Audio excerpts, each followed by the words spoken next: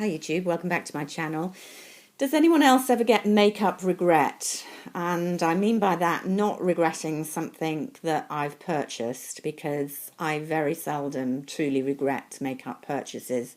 Even if I decide I don't like the product myself or it doesn't work out for me. It's so easy to get rid of makeup now on eBay. Okay, you lose a little bit of money sometimes, but it's not the end of the world. I so love experimenting with makeup. No, my makeup regrets are when I have tried to be sensible and I've passed on limited edition items, and then I go on to regret my decision when they run out, and I end up having to pay more to get them on eBay. eBay really is the kind of evil empire these days, isn't it?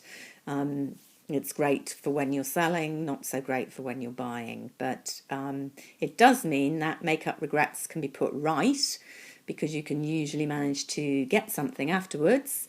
But it also means that the fact that you haven't got the item kind of plays on your mind, and you search for it again and again on eBay until you find it. Or that's what I do. I don't know if I'm the only one. So here's my makeup regret from the Tom Ford Fall range. That was the one with the famous nude dip, which of course I got and am still absolutely loving and most certainly don't regret buying.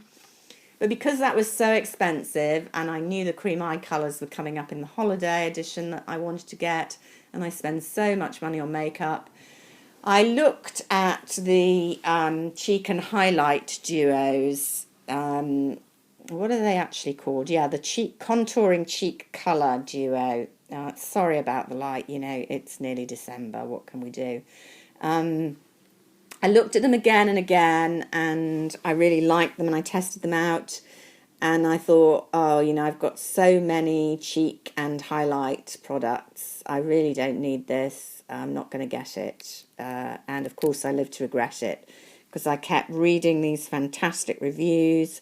I kept seeing photographs of people wearing them. I kept thinking, well, yes, I've got loads of blushes and contours, and I've got loads of highlights, but most of them aren't in the same palette. How useful would it be to have it in the same palette? Da-da-di-da-di-da. Ended up having to get it on eBay. This is Stroked, the more corally coloured one, which is what I don't normally go for. But as a contour, I've seen it working beautifully on people, and I've seen it working beautifully as a blush. And then, of course, highlight lover that I am, this is a gorgeous, really pigmented, creamy, shimmery champagne highlight, all in one sleek Tom Ford palette. I ended up having to pay £56 for it.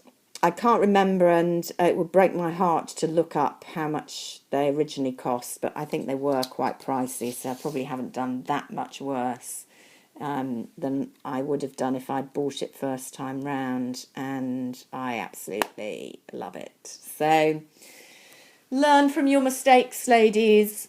It's more often that you regret not buying something than buying something, in my very extravagant opinion. And Tom Ford, very seldom that I really regret any of the purchases from his range, expensive though they are. So I thought I'd show you that and confess to my eBay addiction, even though you can't buy it in the stores now, and you'd have to end up being like me if you want to get it. Another item that I did get, you still can get in the shops, is one of the current permanent range of the lipsticks. Now, I say this knowing that in America, the 50 strong, I think it's men and boys collection, has just launched, and I believe is selling out online. The kind of Tom Ford frenzy we already saw in the fall for Nude Dip, for this collection of 50 lipsticks, all with men's names. Quite a good gimmick. I think they're meant to be all Tom Ford's boyfriends, my goodness. A lot of the shades are actually from the permanent collections, or they've just been renamed, or they're re-promotes. So it really is a gimmick to shift lipsticks, because you could very easily buy the same lipsticks without the boy's name in the permanent collection. They're not selling out, but the boys' names ones are. Hey, what do you do? That's marketing for you. There are a few non-permanent ones. I believe Selfridges is going to run the collection, and probably Harrods as well in the UK. They were very cagey about when it's going to happen. Sometime in December, possibly after Christmas, I was told. But I don't know, keeping my eyes peeled for that, and waiting for the email as well. I mean, I've got my eye on a couple of the numbers that are limited edition. In the meantime, Vanilla Suede, which I think is one of those that's been renamed in the boys' collection, very pearlized, pale nude, actually barely shows on the hand. I don't know if you can see that. Just decided I needed a nice nude to go with the more dramatic eyes at Christmas. Truth to tell, I haven't been a huge purchaser of Tom Ford lipsticks. Amazing, I hear you cry. Partly because I am a great fan of the Chanel formulations. The Tom Ford lipsticks I do think are pretty pricey.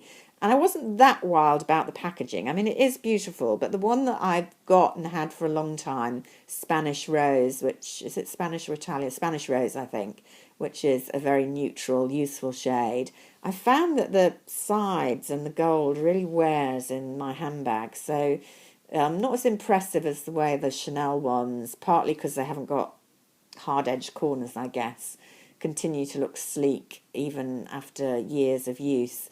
And I do think you need that with expensive lipstick packaging. I mean, we're paying all that money not only for the formulation, but the packaging. And lipsticks are items that get a lot of wear and tear because we throw them in our handbags, our makeup bags, and they jiggle around all day. So, I want a design that looks good, not just when I first buy it. So anyway, that's one reason why I haven't gone in for Tom Ford lipsticks. I bought one of the matte range that I'm absolutely loving against all my expectations. So that's kind of drawn me back into the Tom Ford, and specifically that, I don't know why I'm keeping the box. I need to start using this. Vanilla Suede, number 26. So, short Tom Ford for you addicts out there, and I'll speak to you soon. Bye for now.